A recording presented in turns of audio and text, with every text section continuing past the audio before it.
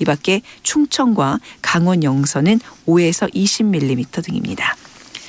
KBS 1라디오 10시 뉴스를 마칩니다. 지금까지 아나운서 최현정이었습니다. KBS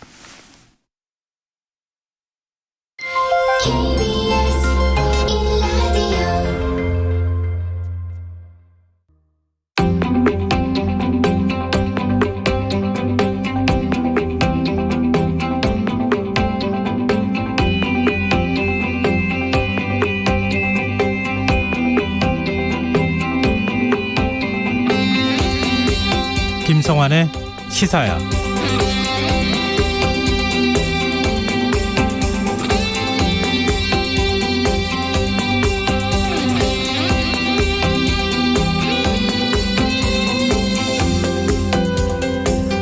안녕하십니까. 시사평론가 김성환입니다. 이재명 경기지사가 지난 주말 민주당 대선 후보로 결정됐지만 경선 불복 논란이 일고 있습니다. 경선에서 2위를 한 이낙연 전 대표 측이 오늘 당에 이의 신청서를 제출했기 때문인데요. 이 전 대표 측은 중도 사퇴 후보의 득표를 무효 처리하는 것은 적절치 않다면서 결선 투표를 주장하고 나섰습니다. 민주당 지도부는 경선은 당원 당규에 따라 진행됐다는 입장을 고수하면서 당 중심의 선대위를 꾸려서 화합적으로 융합을 하겠다 이런 입장을 보이고 있지만 지금과 같은 상황에서 과연 원팀 경선이 가능할지 의문이 제기되고 있는데요. 이 문제 어떻게 봐야 할까요? 이런 가운데 국민의힘 대선 주자들이 본경선 첫 TV 토론을 했습니다. 4명의 후보들은 일제히 이재명 후보에 대한 비판의 메시지를 쏟아냈는데요. 하지만 그러면서도 공격의 화살을 당내 경쟁자인 윤석열 전 검찰총장으로 돌려서 무속 논란을 두고 신경전을 벌이는 모습이었습니다. 정책은 잘 안 보이고 경쟁만 남은 정치권의 모습, 언제까지 이어질까요? 여야의 대선 경선 움직임 잠시 후 뉴스에서 자세히 살펴보겠습니다. 전남 여수의 한 선착장에서 현장 실습을 하던 고등학생이 작업 중 숨지는 안타까운 사고가 발생했습니다. 이번 사고 역시 안전규정을 지키지 않아서 발생한 인재라는 지적이 나오고 있는데요. 이 문제 어떻게 봐야 하는지 더 깊이 있게 들여다보는 인터뷰 시간에서 전국 특성화 노동조합 위원장과 이야기 나눠보겠습니다. 여야의 시각으로 정치권의 움직임을 통찰력 있게 분석하고 토론해보는 시간이죠. 여의도 인사 코너도 마련되어 있으니까요. 계속해서 많은 관심 부탁드리겠습니다. 김성환의 시사에는 청취자 여러분들의 참여를 기다립니다. 시사의 애청자분들이라면 지난주부터 시작된 라디오 청취율 조사 기간을 맞아서 프로그램을 홍보하고 청취자분들의 참여를 독려하는 작은 이벤트 이어가고 있는 거 다 아실 텐데요. 대책 공휴일인 오늘 청취자분들은 어디서 무엇을 하시면서 김성환의 시사회와 함께하고 계신지 문자 받아보려고 합니다. 문자 주신 분 가운데 10분 추첨해서 모바일 치킨 쿠폰 선물로 드릴 텐데요. 문자 말머리에 저희 프로그램명을 정확히 적어주시면 당첨 확률 올라가는 거 잘 알고 계시죠? 저희 방송 내용 관련 문자도 받고 있으니까요. 함께 보내주시면 됩니다. 참여하실 문자 번호는 샵9730이고요. 짧은 문자는 50원, 긴 문자는 100원의 이용료가 부과됩니다. 콩 게시판을 통해서도 무료로 참여하실 수 있고요. 콩 어플리케이션과 KBS 1라디오 유튜브 채널을 통해서도 저희 방송을 실시간으로 시청 또 참여하실 수 있습니다. 그리고 계속해서 부탁드리고 있는데요. 라디오 청취율 조사 유선 전화로 진행하고 있으니까요. 02로 시작되는 전화가 오면 꼭 받아주시고 김성환의 시사야 힘껏 외쳐주시면 좋겠습니다. 청취자 여러분들의 작은 배려가 프로그램을 살릴 수 있습니다. KBS 1라디오 김성환의 시사야. 그럼 지금 시작하겠습니다.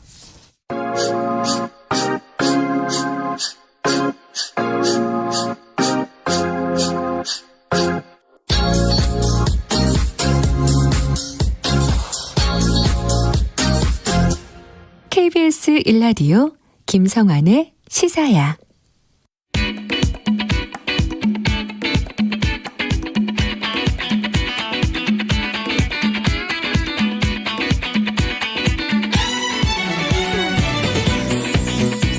오늘 놓쳤던 뉴스 꼼꼼히 정리해드리는 뉴스야 시간입니다.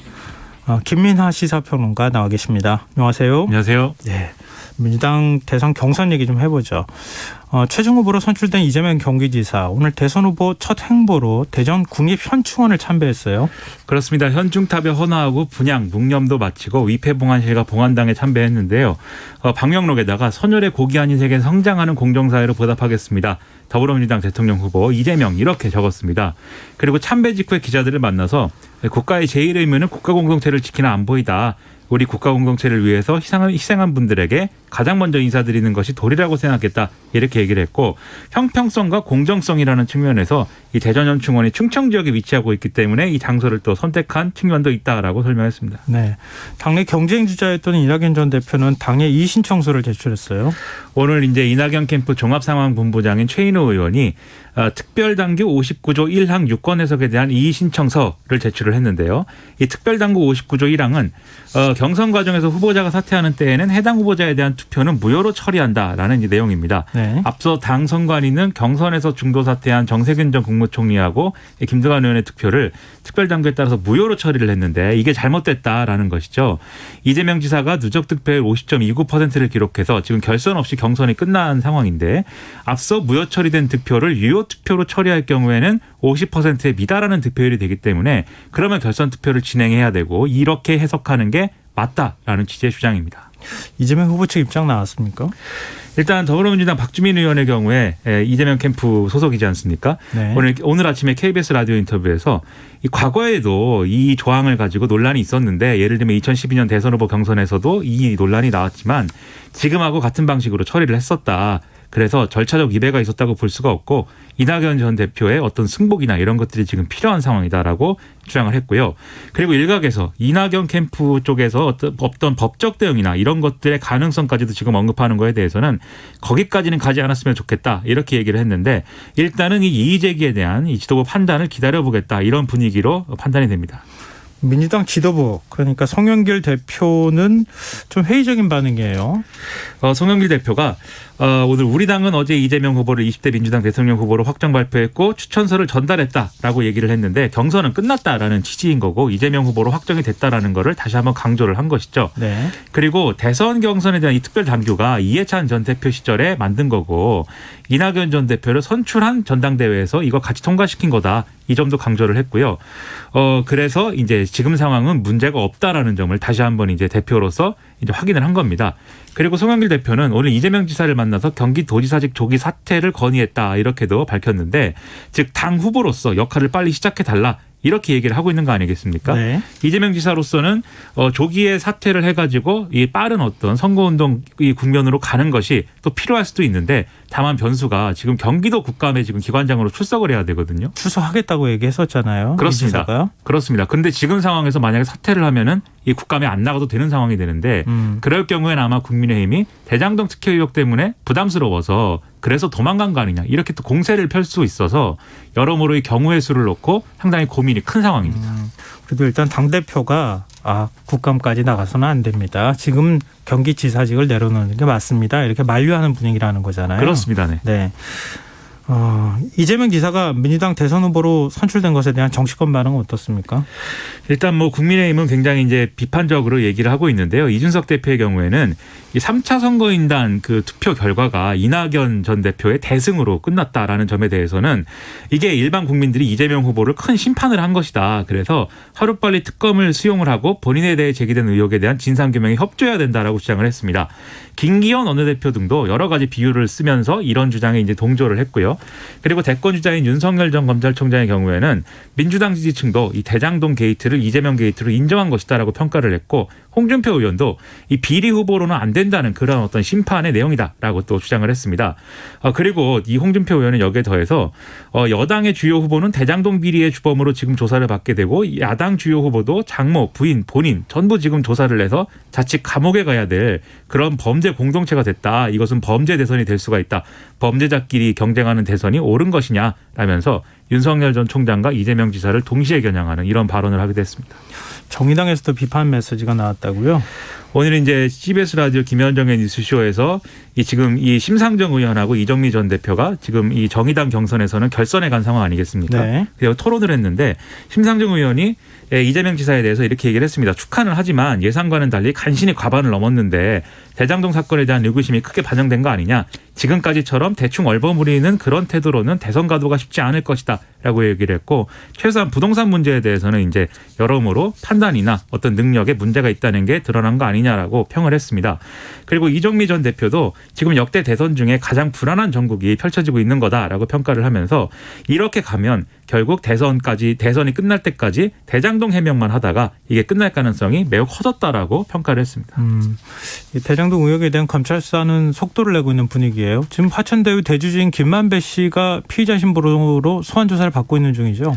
그렇습니다. 지금 뭐 밤늦게까지 아마 조사가 계속 이제 이루어지고 있는 그런 상황이 되는데 아무래도 이런 여러 가지 혐의가 있는 거죠. 유동규 전 성남도시개발공사의 기획본부장이 화천대유에 특혜를 주는 대신 뭐 이 금품을 이제 받은 혐의로 지금 구속이 된 상황이기 때문에 이 김만배 씨에게도 뇌물공여 혐의를 적용하는 상황이고 그래서 오늘 만약에 조사 과정에서 구속영장이 청구될 가능성도 상당히 있다라고 얘기를 하고 있는데 반면 이제 김만배 씨의 경우에 지금 어쨌든 소환 조사에 응하고 있고 건강이 또 안 좋다라는 얘기를 하고 있다고 하거든요. 네. 그러면 구속영장 청구까지는 아무래도 안 가지 않겠느냐 뭐 이런 얘기도 나오는 그런 상황입니다.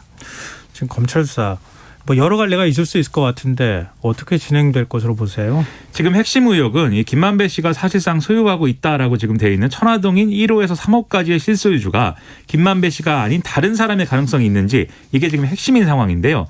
이 회계사 정영학 씨가 검찰에 제출한 녹취록에 보면 김만배 씨가 대장동 개발 이익 중에 700억 원을 유동규 전 본부장한테 주기로 합의했다. 뭐 이런 얘기가 나오고 있는 것이고 또 유동규 전 본부장의 측근이라고 할 수 있는 뭐 정민영 변호사가 검찰에 제출한 자술서에 유동규 전 본부장이 김만배 씨에게 700억 원을 받기로 합의를 했고 천화동인 1호는 자기가 차명으로 김만배 씨한테 맡겨놓은 것이라고 여러 번 말했다라는 내용이 담겨 있다고도 하니까 네. 이런 내용을 종합하면 천화동인의 일부는 유동규 전 본부장이 실소유하고 있다. 이런 얘기가 될 수 있는 것이죠. 네. 그런데 또 이 다른 녹취를 보면은 천화동인 1호의 배당금을 두고 이 김만배 씨가 이 절반은 그분 것이다. 이렇게 언급한 내용도 있는데 네. 그러면 그분은 누구이냐. 그분이 유동규 전 본부장은 아닐 것이다. 또 이런 얘기를 하고 있습니다. 일부 언론에서는. 네. 그래서 이 그분이 누구냐 이게 또 관건인 상황인데요. 여기에 더불어서 정관계 로비 의혹 그다음에 이른바 50억 클럽의 실체 그리고 실탄 350억 원을 준비했다라고 했는데 이게 정관계 로비에 들어가는 비용이었던 것인지 여부 그리고 곽상도 전 의원 아들의 50억 퇴직금의 어떤 이 실체 그다음에 권순일 전 대법관을 포함한 법조계 인사들의 고문영입의 배경 이런 것들이 아마 전부 다 조사 내용일 것으로 추정이 됩니다. 사실은 지금 어느 것 하나 확실하다고 얘기할 수 있는 부분이 없잖아요. 그렇습니다. 네. 네. 이 엉뚱한 그림을 그릴 수도 있기 때문에 좀 조심스럽게 우리가 좀 접근할 필요는 있어 보이고요. 김만배 씨의 경우에는 지금 정영학 씨가 제출한 녹취록은 대부분 이제 허위이고 자신들이 이런저런 대화를 나누면서 첫째로 예상치 못한 수익을 거뒀기 때문에 이걸 더 많이 가져가기 위해서 자기들이 쓴 비용을 과장해서 부풀렸기 때문에 그런 내용이 나온 거다라고 첫째 얘기를 하고 있고 두 번째로는 이건 좀 황당한 얘기인데요. 정영학 씨가 녹취를 하고 있는 것을 사전에 알았기 때문에 일부러 내가 허위로 된 얘기를 많이 했다.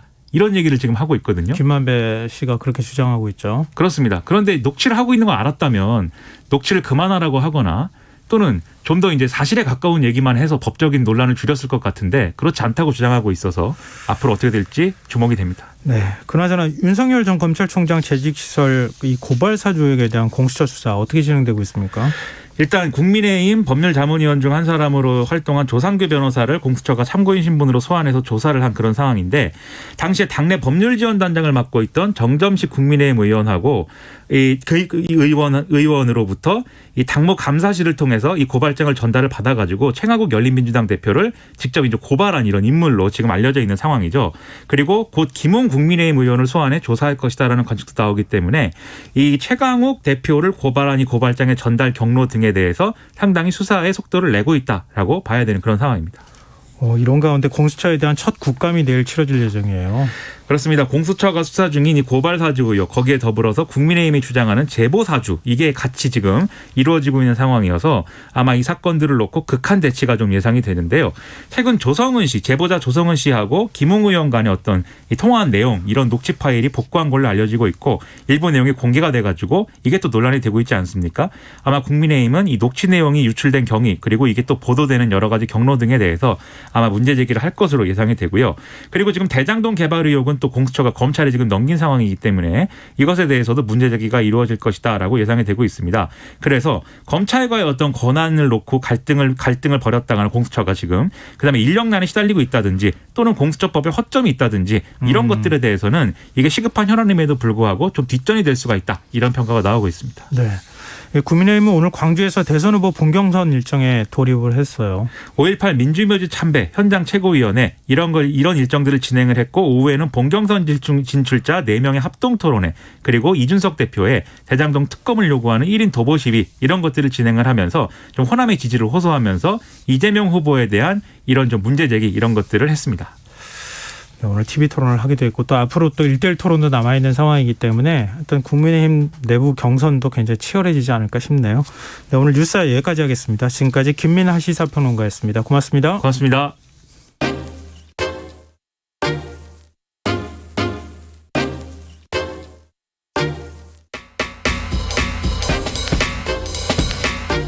바쁜 당신이 알아야 할 모든 것 여기에 있습니다.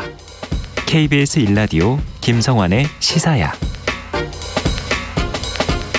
지난 6일 전남 여수의 한 요트 정박장에서 특성화고 학생이 현장 실습 명목으로 잠수 작업을 하던 중에 목숨을 잃는 일이 있었습니다. 이번에도 역시 인재라는 지적이 나오고 있는데요. 이 되풀이되는 현장 실습생의 산재 사망 사고 어떻게 하면 근절할 수 있을까요? 전국 특성화고 노동조합 최서현 위원장 연결해서 이번 사고의 내막과 재발 방지 대책에 대해 조금 더 자세히 얘기 나눠보도록 하겠습니다. 위원장님 안녕하십니까? 네, 안녕하세요. 네, 일단 고 홍정훈 군이 잠수 작업 도중에 어떤 일이 있었는지 사고 발생 당시 상황을 좀 말씀해 주셨으면 좋겠어요.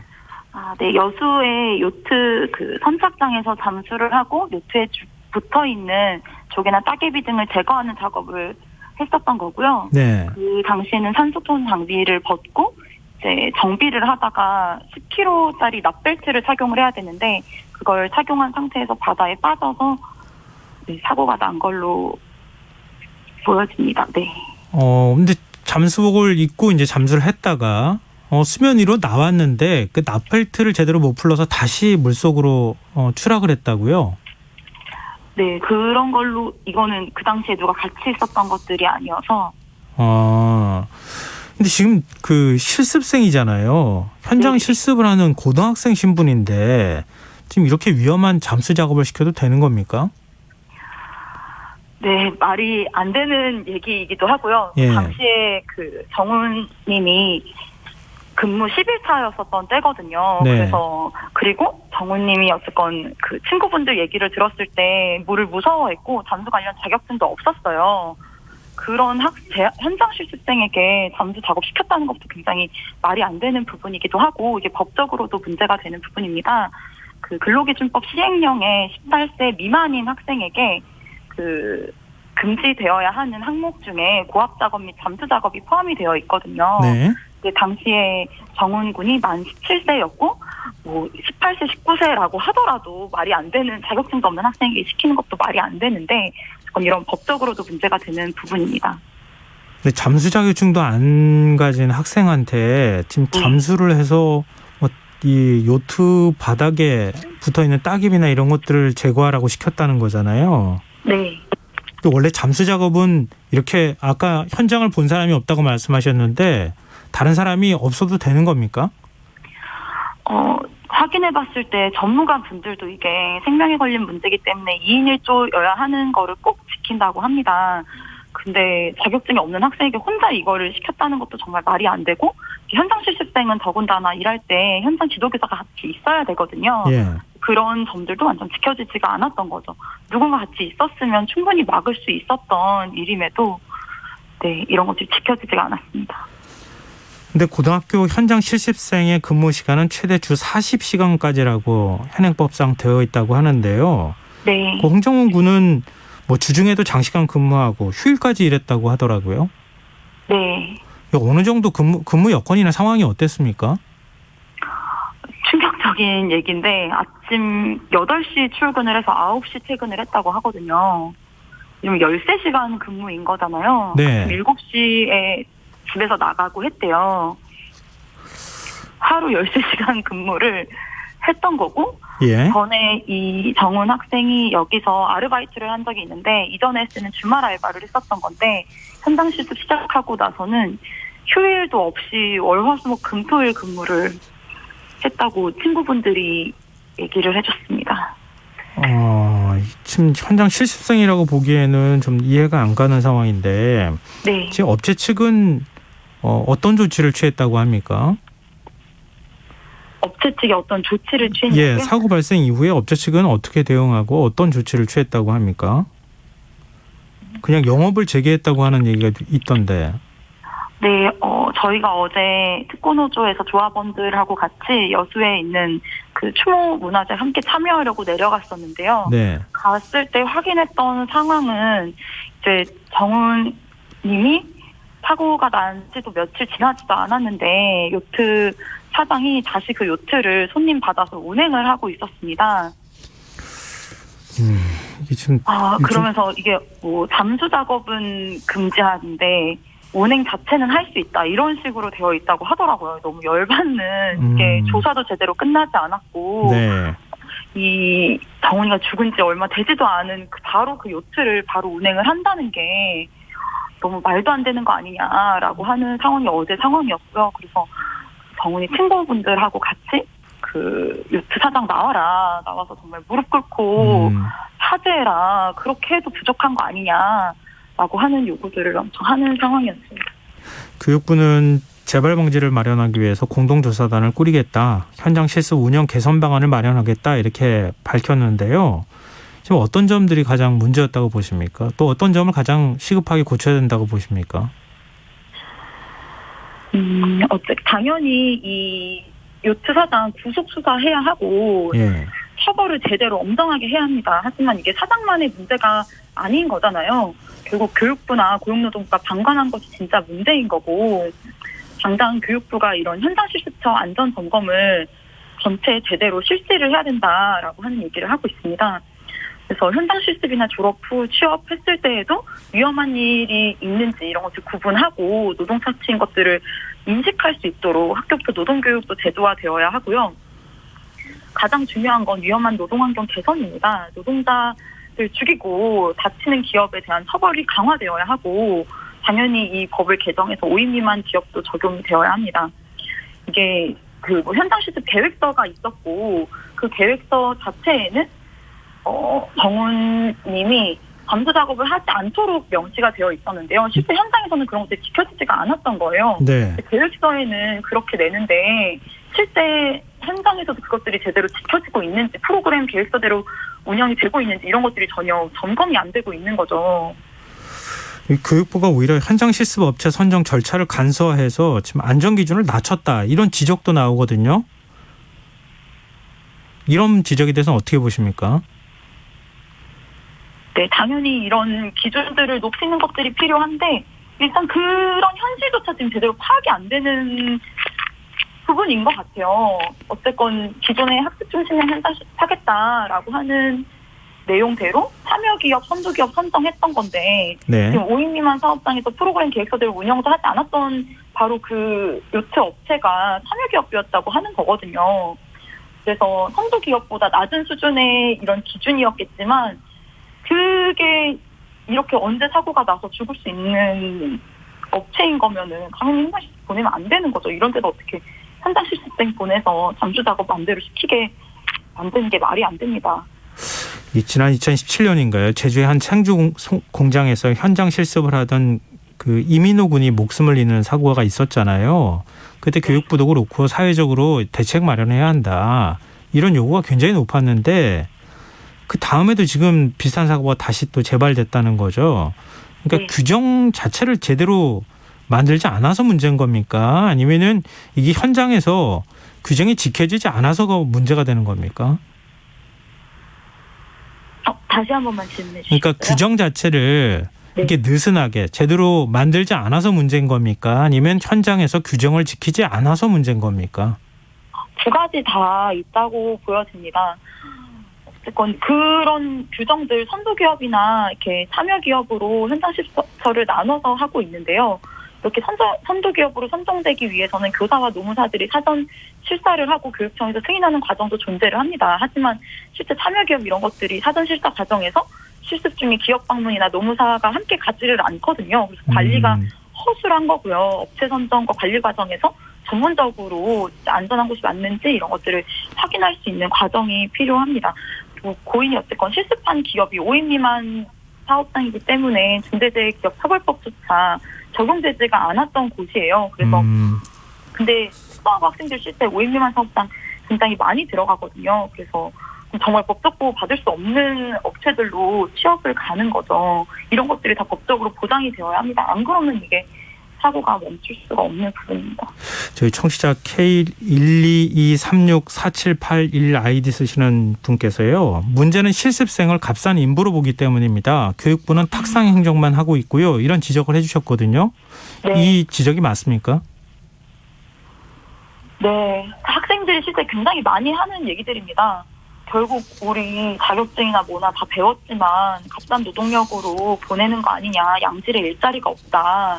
이런 이야기들을 하는 거고 그렇게 학교를 통해서 들어오는 실습처들이 현장 실습처나 도제 이런 것들이 실제 굉장히 열악하고 임금도 다 최저임금이고 비정규직 사업장들이 굉장히 많거든요. 심지어 이제는 정말 안전한 일자리부터 요구해야 하는 상황인 거죠. 현장 실습을 아예 폐지해야 한다는 목소리도 이번에 나오는 것 같은데요. 네. 하여튼 그 부분은 학생들이 원하는 바는 정말 아닙니다. 그거는 아니고요. 네, 특성화고 학생들 모두 현장 실습을 하고 싶고 그걸 통해서 기술을 익혀서 취업을 나가고 싶은 건데 안전한 현장 실습처가 필요한 부분이지 네. 폐지가 학생들이 원하는 바는 아닙니다. 어제 여수에서 만났던 그 정우님 친구분들도 다 했었던 얘기입니다. 네, 알겠습니다. 네, 저희도 좀 계속 지켜보도록 하겠습니다. 오늘 말씀 고맙습니다. 네, 감사합니다. 네, 지금까지 전국 특성화고 노동조합 최서현 위원장이었습니다.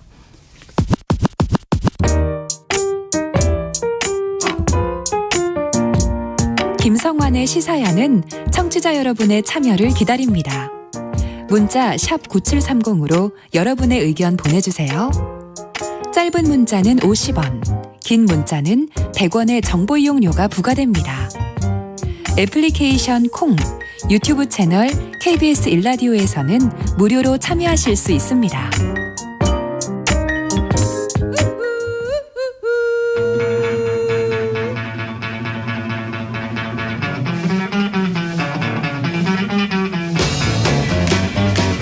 정치인의 눈으로 여의도 국회 움직임을 통찰력 있게 꿰뚫어보는 시간입니다. 여의도 인사이트, 줄여서 여의도 인사인데요. 민주당 신경민 전 의원 자리하셨습니다. 안녕하세요. 네, 안녕하십니까. 국민의힘 오신환 전 의원 나오셨습니다. 안녕하세요. 네, 안녕하세요. 네, 지난 주말 민주당에서 사실 경선이 마무리됐다고 봐야 될 것 같은데요. 3차 슈퍼위크까지 지금 끝났습니다. 네. 이재명 지사가 최종 누적 득표율 50.29%를 기록하면서 최종 후보로 결정이 됐는데요. 네. 이 턱걸이 과반이라는 말이 나오면서 민주당이 좀 내용을 겪고 있는 상황이기도 한데 이런 상황 어떻게 보고 계시는지 일단 총평부터 먼저 좀 듣고 싶습니다. 신경민 전 의원께서 말씀해 주실래요? 전혀 생각하지 않은 일이 지금 어젯밤에 벌어진 거죠. 네. 저도 그냥 많이 질 거다라는 생각을 하고 있었는데 어제 이제 그 결론 발표를 보면서 깜짝 놀란 거예요. 총체적인 50.29%도 그렇지만 3차 선거인단에서 62%대 28%. 네. 이건 하프 게임을 네. 넘어서거든요. 네. 이런 결과를 저도 예상을 못했지만 우리 캠프 아무도 이낙연 캠프 아무도 예상을 못했고 그래요. 전체 당이 예상을 못했습니다. 일반 국민들도 마찬가지고요. 저 62대 28이라는 게 뭐가 좀 계산이 잘못된 건가 하는 생각을 할 정도로. 그리고 네. 이제 모집단은 작지만요. 그 제외 선거인단이 있습니다. 그 제외 그 투표가 가능해지면서 정당들도 제외 선거인단을 모집하는데 거기서도 55가 나왔어요. 그래서 이건 지금 뭐가 이거 혹시 잘못된 건가 하고 귀를 의심할 정도였는데 이렇게 해서 이제 합산을 하다가 보니까 50.29라는 게 나오고요. 네. 그러다가 보니까 이제 당이 무효시킨 사퇴 후보 2분, 정세균, 김두관 2분의 표가 28,000표 정도가 무효됐는데 이게 이제 49.9% 이하면은 결산 투표를 하기로 돼 있잖아요. 예. 이게 4,200표 정도밖에 되지 않습니다. 그러니까 28,000표를 잘 처리했더라면 원칙대로 처리했더라면 이건 무조건 결선으로 가는 거 아니냐 이렇게 돼가지고 어젯밤에 뭐 난리가 난 거죠. 그래서 이 난리 속에 그 비가 좀 왔습니다. 어제 뭐 지지자들이 이낙연 후보 지지자들이 잠실에서 여의도까지 이동을 해가지고 집회를 하고 긴급회의를 저희들도 하고 그리고 오늘 아침까지 오전까지도 긴급회의를 하고 뭐 이렇게 돼서 지금 걷잡을 수 없는 내용으로 들어가고 있는 거죠. 이 얘기는 조금 더 좀 자세하게 하고요. 네. 예, 오신환 전 의원께서 총평을 먼저 좀 해주시죠. 뭐 지금 이제 민주당의 경선에 대한 득표율이나 과정들은 신 의원님께서 상세히 말씀하셨고요.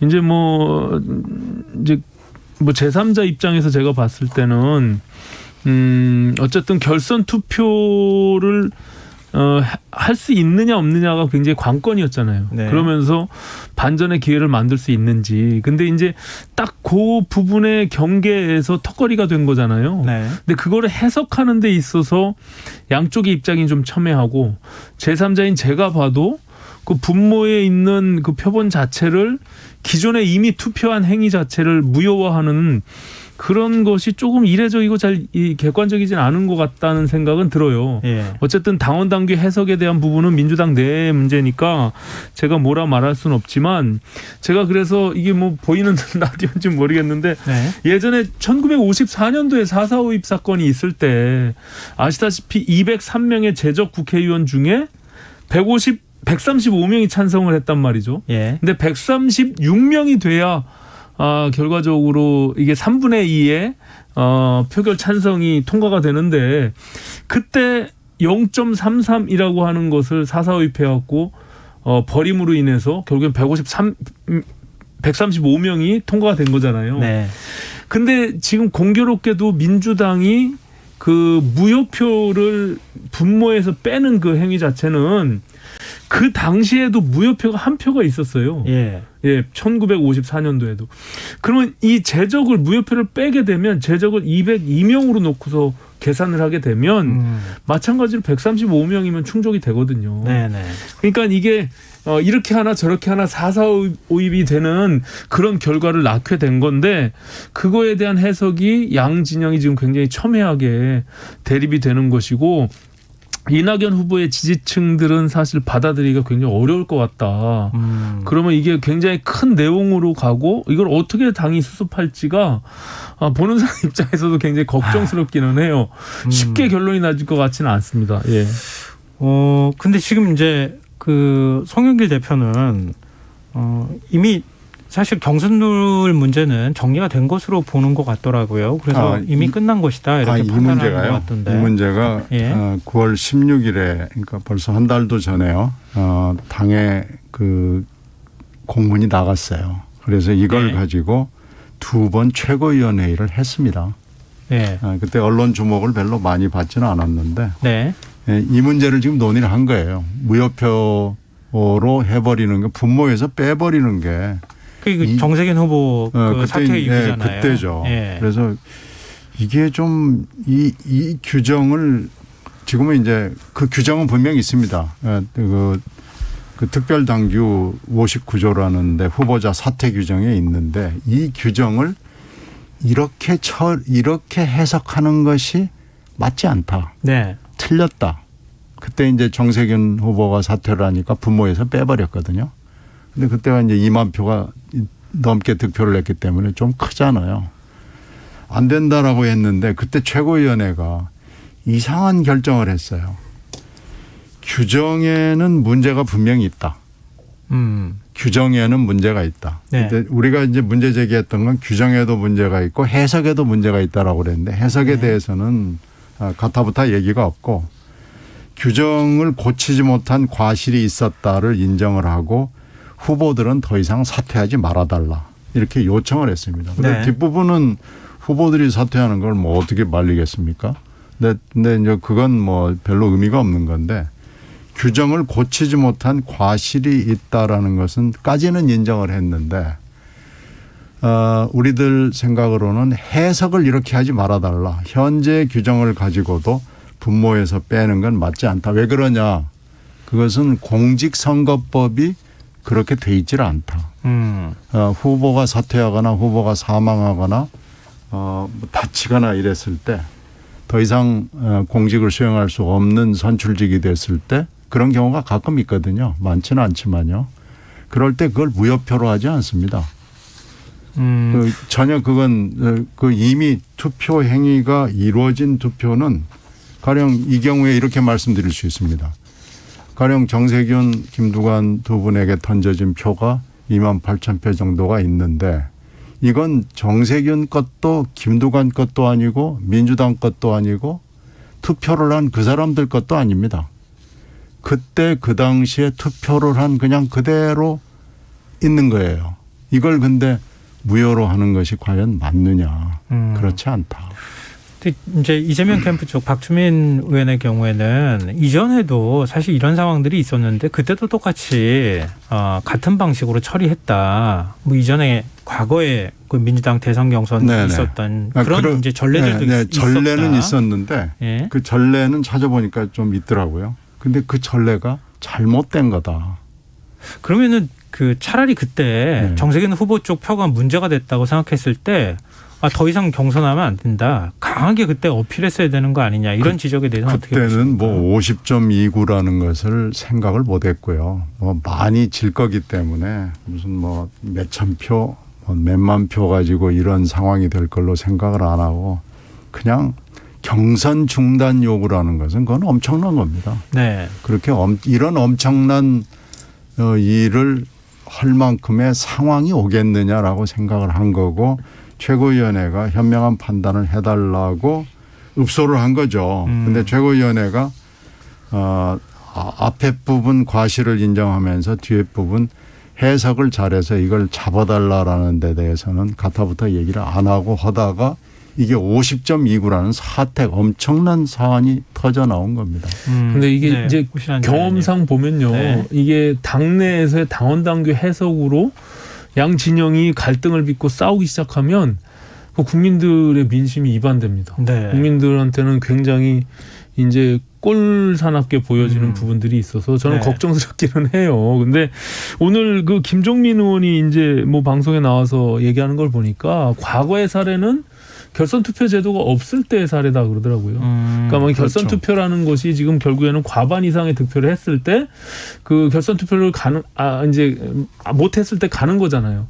근데 이제 그런 사례가 한 번도 없을 때 그것을 분모에서 뺐던 것이고 지금의 경우는 다르다라는 것이고 또 한 가지는 넣었을 때 뺐을 때가 지금 결선 투표에 가느냐 마느냐라 그 경계에 딱 걸려 있는 이런 사례가 이례적으로 처음 있었던 일이니까 사실상 이낙연 후보 측의 지지자들 입장에서는 굉장히 수용하기가 어려운 딱 거기에 걸린 거예요. 이게 만약에 그냥 55% 원래 예상대로 이재명 후보가 이렇게 이겼으면 지금 말씀하신 대로 무슨 4,000표 정도 그 28,000표죠. 합치면 28,000표를 분모해서 뺐어도 뭐 1, 2% 차이니까 영향이 없잖아요. 그러면 다 그냥 수긍을 했을 텐데 그냥 넘어갔겠죠. 지금 그렇지 못하는 상황에 딱 걸려서 제가 봐서는 민주당이 참 이게 정말 어려운 상황에 지금 딱 걸려 있다. 그러니까 3차 선거인단이 62대 28이라는 이런 엄청난 격차가 나올 줄을 아무도 예상을 못했고 이건 글쎄 하느님이 계시다면 하느님도 아마 이거 예상하지 못한 숫자 아니었나 싶어요. 그래서 내용이 저는 쉽게 네. 가라앉을 것 같지 않아요. 정말. 아니 근데 그거는 제가 신경민 위원님께 네. 여쭤보려고 했던 질문이기도 해요. 네. 왜냐하면은 어떻게 이낙연 캠프 쪽에서 앞으로 반응하느냐 이거에 따라 지금 다른 상황이잖아요. 근데 지금 문재인 대통령 축하 메시지까지 나온 상황인데 만약에 못 받아들인다고 하면 경선 불복 얘기가 계속 나오지 그래서 않겠습니까? 이제 지금은 불복이 아니고 예. 이의 신청이다. 지금은 이제 그런데요. 이제 만약에 지금 현재 송영길 대표가 하는 거 보면은 뭐 쳐다보지도 않잖아요. 그럼 뭐 어떻게 대처하실 생각인지 캠프에서는 이낙연 전 대표 입장은 무엇인지가 궁금하거든요. 글쎄 이제 송영길 지휘부가 계속 이렇게 쳐다볼 생각을 요즘 말로 일도 하지 않는다 그러면은 네. 그건 이제 좀 그때 가서 다시 생각을 해봐야 될 거고요. 또 하나는 지지자들이 지금 격앙돼 있습니다. 네. 그래서 이건 이렇게 되면 송 대표 체제가 이렇다 그러면은 지금 사법부로 가자 뭐 이런 얘기들을 하고 있거든요. 네네. 지지자들이. 근데 그 지지자들을 저희들이 글쎄 뭐 어떻게 만류할 수가 없는 상황이 올 수도 있을 거예요. 왜 그러냐면 네. 이것은 지금 공직선거법에 관련된 것이고 선거법상은 이렇게 해석이 안 돼 있기 때문에 이걸 사법부로 가져갈 수 있는 건 아무나 가져갈 수 있습니다. 이건 이낙연 대표가 가져갈 수 있는 게 아니고요. 네. 유권자는 이걸 사법부로 가져갈 수가 있습니다. 그래서 이걸 우리가 막을 수가 없습니다. 그래서 그렇게 되면은 이건 지금 정치적으로 풀어야 될 일을 결국은 법률적으로 이렇게 되면 이제 얘기가 우리가 뭘 컨트롤하거나 옆에서 이것을 제어하거나 이럴 수 있는 상황이 아닌 쪽으로 비화될 수도 있기 때문에 굉장히 걱정스럽죠. 근데 어쨌든 네네, 지금 말씀하십시오. 이게 민주당 내부의 문제고 네. 또 그 진영 간의 절차적인 완결성이 지금 없는 거잖아요. 어찌 네. 보면 네. 뭐 당의 지도부는 이미 선언을 하긴 했지만 한쪽 진영에 거의 40% 가까운 지지를 받은 한쪽 후보가 그걸 동의를 안 하고 있으니까 그래서 국민의힘의 입장에서 보면 이미 이재명 후보를 그 정당성을 인정하기가 상당히 어려운 상황인 거죠. 어떻게 국민의힘 쪽에서 바라볼 때도. 왜냐하면 그 내부에서 뭔가 완결되지 못한 측면이 있어서 네네. 결국엔 네. 이 4.4.5입의 그 반쪽 후보가 되는 그런 후보가 탄생이 된 거죠. 그리고 더군다나 지금 대장동 사건으로 인해서 이것이 계속 일파만파 퍼지고 있는 그런 상황에 그 중심에 있는 후보가 됐기 때문에 네. 저희로서는 그 굉장히 흥미로운 상황이에요. 예, 그래서 이것이 추후에 어떻게 이 어쨌든 후보가 되는 과정에 대한 문제가 어떻게 종결될지 또 한쪽 측에서는 이 대장동 사건에 대한 수사가 계속 지금 턱 밑까지 와 있는 상황에서 그것이 어떻게 앞으로 파장이 계속 일어날지 이 부분도 굉장히 큰 관심거리입니다. 근데 이게 좀 민주당 당내이기도 하고 또 이낙연 캠프에서 직책을 맡고 계시기도 하기 때문에 제가 좀 양해를 구하고 질문을 하나만 더 드리고 싶은데요. 그러면은 당 지도부가 결단하지 않으면 원팀 되기 어렵다 이렇게 보시는 겁니까? 그건 뭐 지금 뭐라고 말씀드릴 수는 없고요. 네. 이게 이제 지금은 송영길 대표가 이렇게 하지만 만약에 국민의힘 쪽이나 국민들이 저렇게 정통성, 정당성을 인정할 수 없다고 나오면 당 지도부도 이 문제를 정치적으로 접근을 해서 다시 한번 쳐다봐야 됩니다. 이렇게 지금처럼 막무가내로 이미 어저께 얘기는 끝났다 이렇게 가는 건 굉장히 정치적이지 못한 거죠. 일단 이건 뭐 그렇게 이걸 지금 법적으로 풀어가야 된다고 보는 측이 존재하는 한 이 문제는 법률적으로 또 갈 수밖에 없거든요. 네. 근데 그렇게 가기까지를 막아주려면은 정치적으로 접근을 해서 그러면 어떻게 할 것이냐를 진지하게 논의해야 되는데요. 지금 송영길 대표가 저렇게 막무가내로 그러면은 당내에서도 벌써 송 대표를 비난하고 지탄하는 발언들이 나오기 시작하거든요.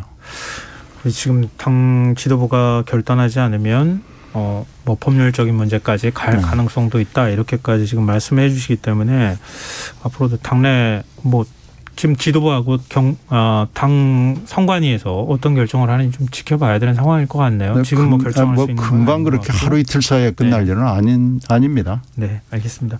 근데 이번에 이제 이렇게 논란이 됐던 배경에 두 분께 이걸 좀 여쭤보고 싶은데요. 3차 슈퍼위크, 그러니까 네. 선거인단 투표에서 결국은 이제 이 문제가 발단이 시작된 거 아닙니까? 그렇죠. 근데 1, 2차 슈퍼위크하고 정반대로 사실 경기도하고 서울 권리당원 대의원 투표에서는 이재명 지사가 50% 이상 과반 넘어섰어요. 그렇죠. 근데 일반 당원과 일반 국민 선거인단 투표에서 지금 이낙연 그 전 대표가 60% 넘는 이재명 지사의 거의 더블 스코어에 가까운 득표를 얻은 거 아닙니까? 더블 스코어를 이걸 넘어섰죠. 그러니까 왜 이렇게 이런 결과가 나왔다고 보시는지. 왜냐하면 이거는 이재명 지사가 앞으로 당내 후보가 된다 하더라도 대장동 문제하고 관련이 돼 있다 그러면 굉장히 의미심장한 대목이 아닐까 싶거든요. 어떻게 분석하고 계십니까? 이제 저도 뭐 여러 가지 해석을 많이 들었습니다. 근데 다 맞지 않고요. 예. 제일 정확한 답은 뭐 현재로서 정확하게 모른다인데 일단은 투표율이 엄청 높았고요. 예. 그리고 모집단이 지금 있는 캠프 사람들이 모집을 한 숫자를 넘어섭니다. 왜냐하면 1차, 2차 그 선거인단 모집을 하면서 사실 캠프의 그 정력을 거의 다 소진했거든요. 네. 그래서 3차 선거인단은 어떻게 보면은 자발적인 그 집단들이라고 볼 수 있습니다. 네. 자발적으로 야 민주당 선거인단 들어가자 뭐 이런 그 소규모의 커뮤니티들이 들어오고 또 뭐 일가 친척 친구 뭐 이렇게 해서 들어오고 해가지고 캠프에 어떻게 보면 동력이 상실된 상황에서 들어온 집단이고요. 투표율이 80% 이것도 생각도 못한 거고요. 거기에 이제 대장동이라는 외생 변수가 계속 굴러가면서 이재명 지사가 대응을 이상하게 한 거예요.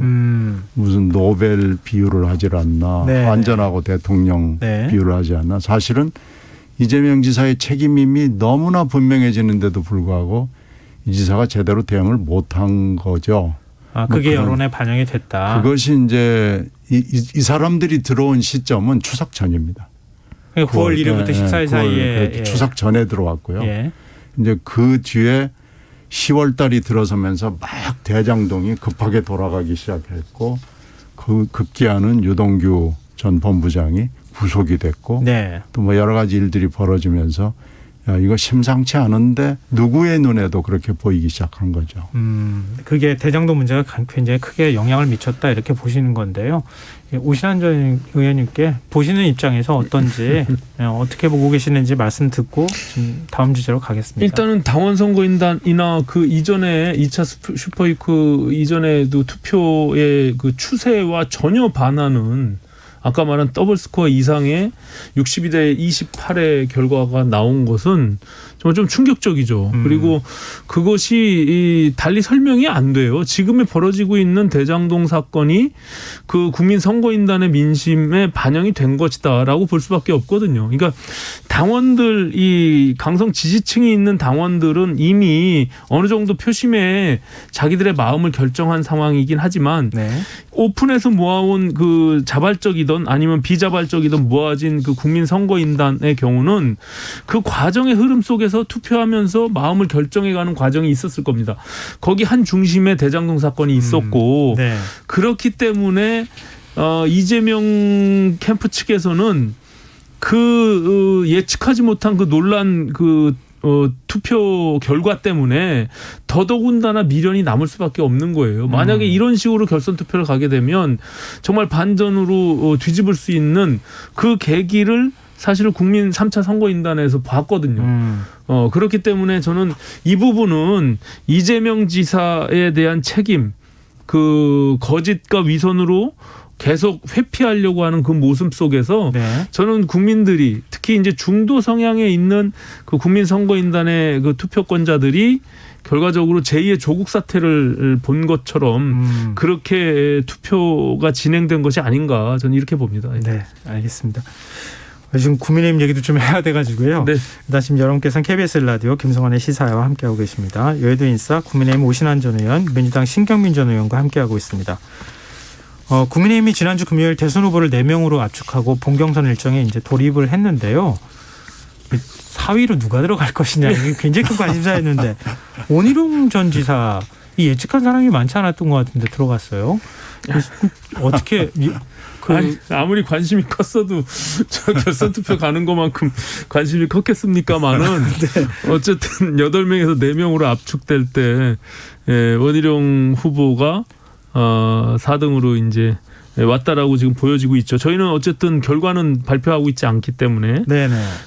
근데 그 계속 여론조사가 발표될 때마다 그 여론조사의 격차는 그렇게 크지가 않았어요. 그래서 나머지 지금 탈락한 후보들과의 격차도 다만 이제 원희룡 지사가 6차 토론회 때 그 이재명 후보에 대한 그 선명한 각을 세움으로 인해서 본인의 존재감을 조금 더 부각시켰다라는 측면이 있고 또 초기에 윤석열 후보와 그 이준석 대표와의 갈등 속에서 다소 이상한 흐름의 우왕좌왕한 원희룡의 모습을 봤었는데 네. 그 이후에 이제 중심을 잡고 본인이 가지고 있었던 중도 그리고 좀 개혁적인 이미지들을 다시 회복하면서 그것에 대한 플러스 알파 요인이 있지 않았을까. 그러면서 본인이 이제 도지사도 하고 또 3선의 국회의원을 했던 그런 여러 가지 경험들 속에서 굉장히 선명하게 자기를 표출하면서 후반전에 그런 것들이 많이 부각된 측면에서 좋은 결과를 낳지 않았나 이렇게 봅니다. 지금 뭐 다운 투표 비율이 본경선으로 지금 들어갔을 때는 50%까지 반영이 되잖아요. 그렇습니다. 그래서 새로 신규로 가입한 당원들이 어떤 표심을 보이느냐가 대단히 중요하다 이렇게도 얘기하고 있는데요. 지켜보시는 입장에서 신경민 전 의원 어떻게 보고 계십니까? 그래서 이제 지난주에 원희룡을 우리들도 예상을 못했고 네. 지금 아마 대부분의 당내외 사람들이 다 예상을 못했는데 원희룡 전 지사가 딱 들어가는 걸 보고 국민의힘 경선은 조금 업그레이드 될 수 있는 계기를 마련했구나라는 저는 평가를 합니다. 네. 그래서 국민의힘 입장에서나 국민의 입장에서 봤을 때 잘된 인선이 아닌가, 결과가 뭐 잘된 거 아닌가. 다른 분들도 물론 장기는 있지만은 저는 하의원이 됐으면 토론은 재미있어지겠다라는 평을 그 당시에 했는데 네네. 토론은 재미있어지겠지만 뭐 또 다른 문제가 또 생겼겠죠. 네. 그래서 이렇게 가면은 이제 원희룡 지사가 뭐 자기는 깨끗하고 또 뭐 이재명의 뭐 하여튼 선봉으로 나서서 이재명을 격파시키겠다 뭐 이런 얘기들 하고 그러잖아요. 그리고 능력도 되고 그렇다 해서 우리 당으로 봤을 때는 별로 그렇게 썩 유리한 네. 그 초이스는 아닌 것 같다. 뭐 그런 생각을 하는데 하여튼 정치 업그레이드를 위해서는 환영합니다. 네, 마지막으로요. 네. 그 마지막 발언이시기도 할 것 같은데 좀 앞으로 어떤 부분들이 쟁점이 될 것 같은지 그거랑 네. 같이 해서 말씀해 주시죠. 말씀하신 대로 네. 지난 이준석 당대표 선거 6.12 전당대회 때 28만 명이 투표를 했거든요. 네. 근데 요번에 2차 컷오프에서 4명으로 압축될 때 38만 명이 투표했습니다. 근데 이제 최종적으로 파이널로 한 명을 뽑을 때는 56만 명이 투표를 하게 됩니다. 이게 네. 18만 명이 늘어난 거죠. 근데 그중에 한 7만 명이 서울 경기도에서 늘어난 당원들이거든요. 네네. 그렇기 때문에 한 달 사이에 이 18만 명이 늘어난 이 투표권자 한 번 이상의 당비를 납부하는 이런 당비 납부 당원들인데 이 서울 경기 인천 쪽에 이 특히 청년들이 많이 유입돼 있는 이 당원들이 어떻게 투표할지 이것이 네, 관건이다 저는 이렇게 알겠습니다. 봅니다. 네. 여의도 인싸 오늘 여기까지 하겠습니다. 지금까지 민주당 신경민 전 의원, 국민의힘 오신환 전 의원이었습니다. 오늘 말씀 고맙습니다. 네, 감사합니다. 고맙습니다. KBS 라디오 김성환의 시사 1부 순서는 여기서 마무리하고요. 저는 11시 전과 2부에 다시 오겠습니다.